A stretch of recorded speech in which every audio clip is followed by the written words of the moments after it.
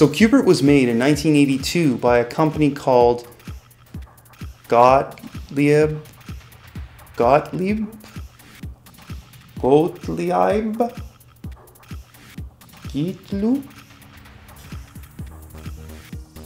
concept of Q*bert was developed by two guys, Warren Davis and Jeff Lee. These guys had this cool idea of having this little orange fluffy thing jump around on a pyramid constructed of little blocks. And whenever Q*bert would jump on a block, it would change colors. So the object of the game was to jump on all the blocks, so you change all the blocks from one color to another, while avoiding snakes and other kind of weird things along the way. Really cool game, very fun, very addictive.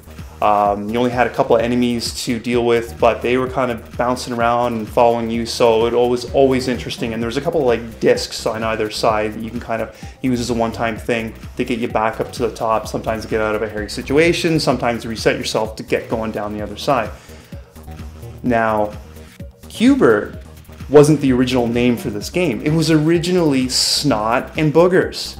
How awesome is that? Man, I would have lost my shit if that was the final name, but I guess, you know, it was a little like juvenile, which of course I was a little kid, so it would have worked for me then, but now it'd be like, man. So Q*bert works.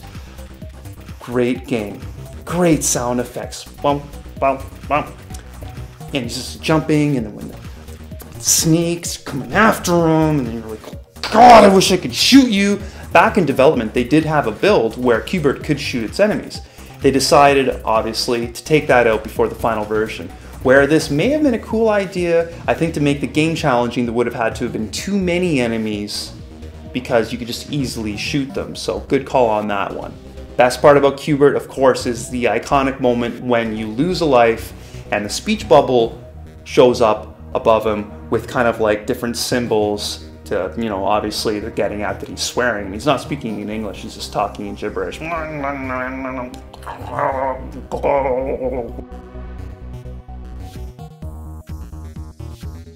funny thing about Namco is they've always struck me as a bit of a copycat company, but also really knew what to do when they copied something to make it their own. I noticed that when I was playing Tekken and realized that it was arguably a rip-off of Virtua Fighter, which was released by Sega. But that wasn't the first time that Namco kind of dipped into Sega's creative fats. Namco came out with this game, Pole Position. Amazing game.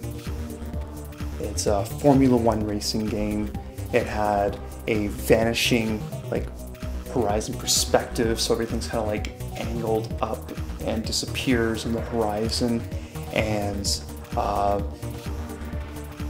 the camera focuses behind the car, so like a third-person perspective. It's kind of funny because a year earlier Sega did both of those things in Turbo.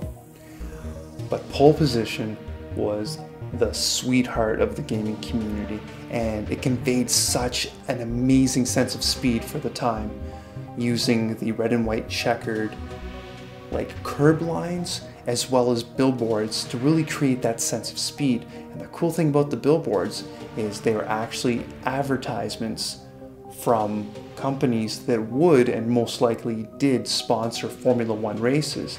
A Jeep, Canon, Pepsi, Marlboro, like a smoking ad in video games. Shows how far we've come, but really cool. And it was like really cool to see that. I'll tell you for sure, at least that was the Japanese version of it, because that's the one that like I have watched the most. But when it came to playing, like I played it back in the arcade in the day, and I just loved the cabinet. They came out in two cabinets. One was like a complete like sit down like environment cabinet, and the other one was a stand up, but they both had this really nice smooth action steering wheel, a gear selector, and a gas pedal. So Pole Position was an amazing, amazing experience, especially back in the day.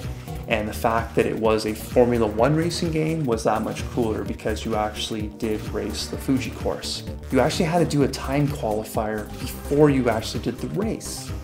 Actually. So Pole Position was so popular, it became the most popular arcade game the following year. Legions of fans. It spawned a sequel and a cartoon that had literally nothing to do with the game. Even though Pole Position was released in 1982, it is still regarded as one of the, if not the most important racing game ever made. And one look at this thing and saying to yourself, this is something that was made like over 30 years ago and it looked that good and played that good. It's amazing, man. What a game. And it deserved all the success it got. I love Pole Position.